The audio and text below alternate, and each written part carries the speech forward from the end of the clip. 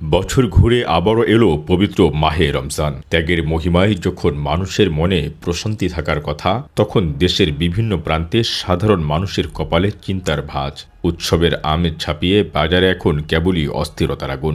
পশ্চিমা বিশ্বে বড় উৎসবের আগে ব্যবসায়ীদের মূল্য ছাড়ের ধুম পড়ে যায়, আর বাংলাদেশে চলে পকেট কাটার মহোৎসব। মাত্র এক সপ্তাহের ব্যবধানে পেঁয়াজের দাম কেজিতে বেড়েছে 15 টাকা। যে পেঁয়াজ ছিল হাতের নাগালে, আজ তা 70 ছুঁই ছুঁই। শুধুই কি পেঁয়াজ, 70 টাকার খেজুর বাজারে বিক্রি হচ্ছে দ্বিগুণেরও বেশি দামে। এনবিআরের কড়াকড়ি আর মন্ত্রীদের হুঁশিয়ারি সবই যেন কাগুজে বাঘে পরিণত হয়েছে।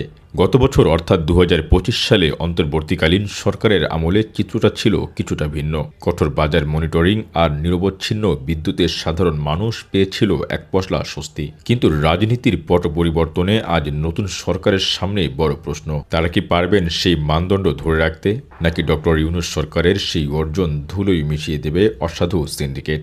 রমজান মানেই বিদ্যুতের বাড়তি চাপ। পল্লী বিদ্যুতের 14 কোটি গ্রাহকের চোখ এখন সেহেরি আর তারাবির আধারে। কুইক রেন্টালের বিতর্কিত ছায়া আর অব্যবস্থাপনার ভূত কি আবারও আমাদের ইবাদতকে বিঘ্নিত করবে? বিদ্যুৎ আর বাজার, এই দুই ফ্রন্টেই কিন্তু নতুন সরকারের সক্ষমতার প্রথম পরীক্ষা।